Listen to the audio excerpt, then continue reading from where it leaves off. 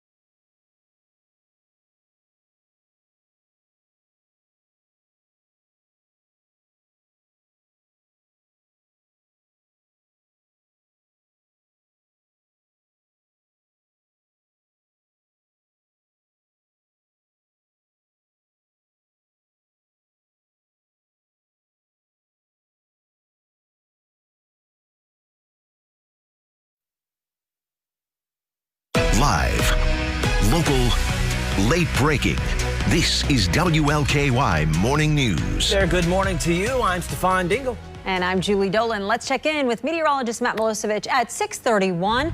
Matt, there's a light show out there and some rain, too. Yeah, sure is. We've got thunderstorm activity right over the metro and especially points off towards the west. Now, these storms are not going to produce severe weather in terms of high wind gust, hail, or any tornadoes, so no severe thunderstorm or tornado warnings. What is crawling at the top of your screen is a flash flood warning. That's for portions of Breckenridge County until 7 o'clock this morning. That's some locations that have already seen 2 to 4 inches of rain with these heavy rainmakers that we have out there. It's 73 muggy degrees. All of that humidity has been fueling these heavy tropical downpours, west and northwest breeze at 9 miles per hour. Here's a look at the radar. The flashing green boxes out to the west is where the flash flood warnings are. That includes the western half of Breckenridge County, Hancock County, also Spencer County into southern Indiana. A lot of oranges, reds on the radar as well. That's some of the thunderstorm and heavier downpour activity from Corydon south to Brandenburg. Very wet ride, especially around Elizabeth, Indiana, and 111 as you head over into portions of Meade County too. Still, while the heaviest of the rain may have eased just a bit, these are still some soaking downpours through Meade, northern portions of Hardin County, Bullitt County into the metro. Boy, we'll zoom on in. What a wet ride up and down Interstate 65 from Sellersburg all the way down across the metro through Shepherdsville. And again, we mix in the rumbles of thunder from time to time. We'll dodge scattered showers and storms even into the afternoon. We'll continue to see some heavy rain possibilities with highs held down to 84 degrees because of the clouds and the showers. Frontal boundary in the region as it has been the past couple of days. It's been a focus for some showers and storms, but again, our highest rain chances coming this Friday. We'll catch a few breaks into the weekend, but we'll turn our attention to another front that's going to head in from the north and west. That's going to bring us still some shower chances into the coming weekend. I'll have much more on that forecast ahead in just a few minutes. But right now, let's get the latest on those roadways because, boy, it has been a busy morning out there. Mo, what's the latest? Well, I do have to applaud the tow trucks. They are clearing these incidents very quickly, but we still have a few out there you're going to want to watch for. It's over on Watterson eastbound. Let's start there at Bardstown Road. The right shoulder is blocked with a crash. We had another spin-out accident up the road there in Watterson East. This is right near Breckenridge Lane. And then over on Gene Snyder southbound, we have an accident right at the, 65 southbound, right at the Gene Snyder. That right shoulder is blocked, and I want to pull that up on the TriMark traffic cameras. Kind of tough to see in the distance, but they do have a tow truck on the scene. And I also wanted to point out, this is just very busy right now. There's a lot of volume on the roads, and also take it slow because that rain is coming down pretty heavy. If you are hopping on 65 this morning, that ride up north, it's going to take you a little under 20 minutes from Shepherdsville to get you into downtown. Just increase your braking distances and also watch your speeds this morning. It is 6:34. Let's head back to the news desk. Thanks, Mo. New this morning, police are investigating yet another carjacking in Louisville, this time in Shively. Yeah, this happened just after 4 o'clock this morning on Valley View Drive off Crumbs Lane. In fact, Louisville has seen 276% more carjackings over last year and even a higher jump over the summer. Now, local, state, and federal agencies are working with LMPD on a new task force to solve those crimes. Suspects could be prosecuted in federal court where penalties are stiffer. Recent carjackings, though, include one in the Polo Field subdivision of East Jefferson County and one during protests on Bardstown Road in which a protester's car was taken at gunpoint. Our staffing is obviously challenged at this time. We've had a number of officers leave the department, and we are dealing with issues in the community such as the ongoing protests. So that's why partnerships like these, where we get additional resources, are very, very valuable. Someone found guilty of federal carjacking charges could serve up to 15 years in prison. The coroner has now identified 3 Louisville men killed in separate shootings this week. 19-year-old Caleb Woolen was found shot on Manslick Road early Monday morning. He died at the scene. A few hours after that shooting, 2 men were shot on Cane Run Road near Shanks Lane. 29-year-old Velvin Smith died at the scene. The other man was taken to the hospital.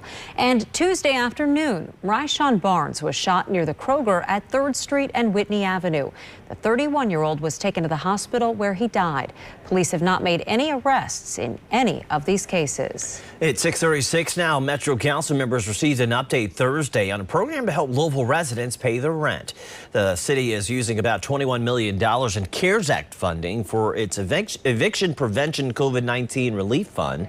It gives qualified families up to 3 months of rental payments. As of now, though, the city has spent about $530,000 to help 282 households. But officials overseeing the program worry the money will not be enough to help all those in need by the end of the year. As we've monitored the rental delinquencies over the past 6 months, we really are concerned that, $21 million is a drop in the bucket to what we need.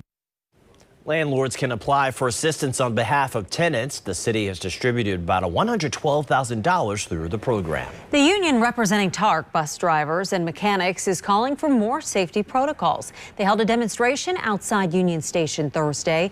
Union leaders want TARC to limit buses to 10 passengers and provide extra pay for hazardous conditions. U.S. Senate candidate Amy McGrath met with those demonstrators. You called us heroes a few months ago, but you won't give us zeros. It don't make sense. You have $15 million set aside for operating assistance. We fall under operating assistance. Pay us what we should be getting. They are solid public workers, hard-working Kentuckians, and they are being forced to work in conditions that would put their health at risk. A spokesperson for TARC says the protections already put in place are keeping workers safe. The agency reports only 5 of its nearly 400 drivers have tested positive for COVID-19.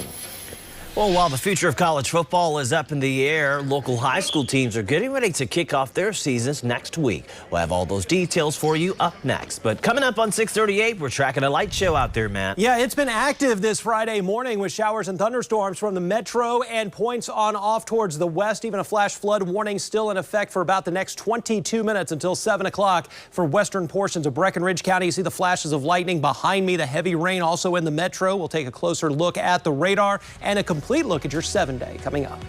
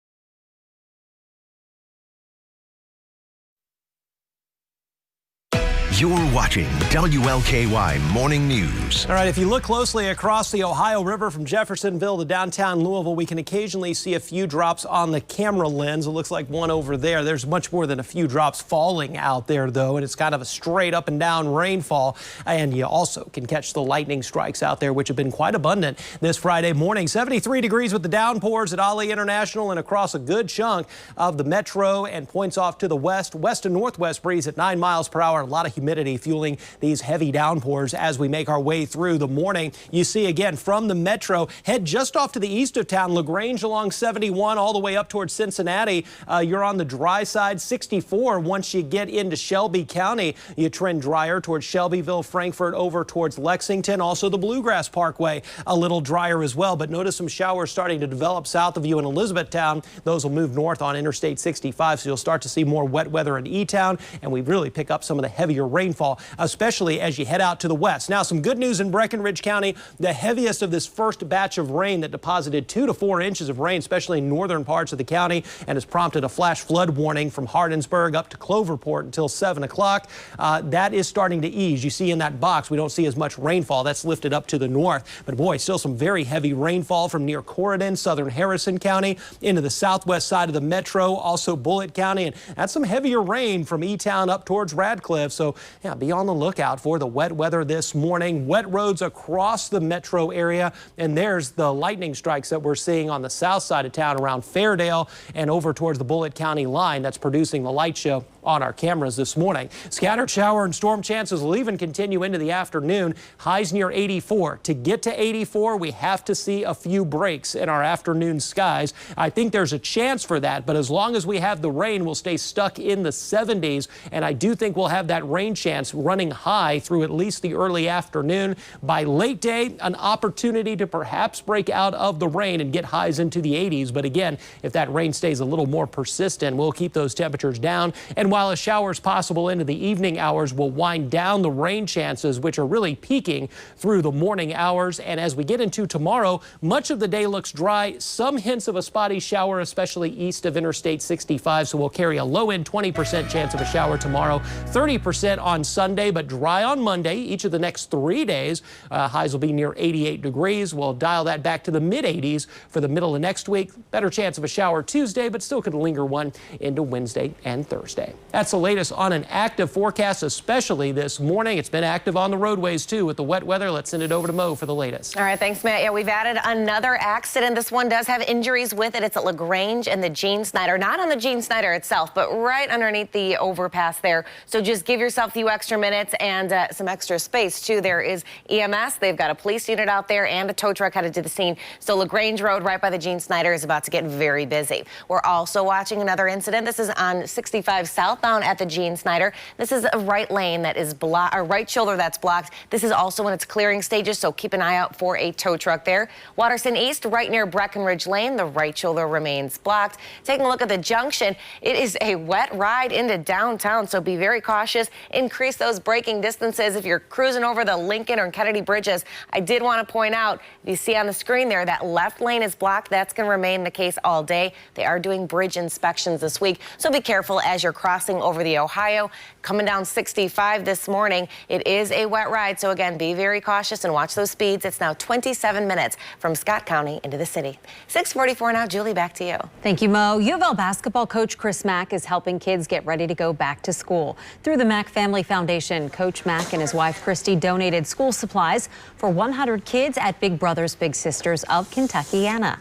Each child will receive a new Adidas backpack with a lunch bag, along with a supply kit from Kroger containing pencils, notebooks, and other essentials. While he couldn't be there in person for the drop-off, Mack says it's critical for kids to have the supplies they need, especially in a year like this. All the money that we raise, all the efforts that we're making are for kids right here in the Louisville area, so that, again, they can have the best opportunity to be a successful student and give them all the opportunities in the world beyond, elementary and high school. You can help the Macks provide more supplies by donating to the Mack Family Foundation. We have a link at WLKY.com. Taking a look at sports now, the high school football season kicks off in a week from tonight in Indiana. The Silver Creek Dragons are looking to build on last year's success. The Dragons won their first 7 games, ending the season with an 8-2 record. Amidst the coronavirus concerns, though, the team says they are following all the proper steps. We're going to prepare like we're going, and we're going to go and try and do everything the right way until they tell us we can't go anymore. Silver Creek will open their season next week against Charlestown. Well, Knock on Wood is the newest exhibit opening in New Albany featuring local wood artists. Our Alex Durham is live at Born Schweitzer Gallery with some of the artists ahead of the opening. Hey, Alex. Hey, good morning, guys. Yeah, so you can see all this beautiful artwork behind me, but what's really cool is this morning we have some of the artists coming in from Southern Indiana area, and they're actually showing us the process a little bit. So this is Clay, and this is something he's working on right now. So usually when people would see this, it looks like a piece of driftwood, but Clay saw a turkey, right, wild Clay? turkey, yes, ma'am. Okay, yes, so ma'am. you do a lot of work with driftwood. So show us how you're going to turn this into a turkey. Okay, well, I mean, it pretty much has the basic shape, I think. Anyway, that's my eye with it. And I'm going to do some carving on here to make the head more wrinkly, I guess, a wrinkle effect, because turkeys' heads are pretty ugly. Yeah. And but beautiful feathers, and I've always been an avid turkey hunter, avid every kind of hunter. So You said you're an outdoorsman and through, and that's kind of what led you to this form of art. Yes, ma'am. Yes, ma'am. I'm on the river a lot, and so I've always been fascinated with driftwood too, as well. So if I'm walking the banks, I'm looking for pretty pieces of driftwood to catch my eye, and that I think I can do something with. And so this one here was a gimme.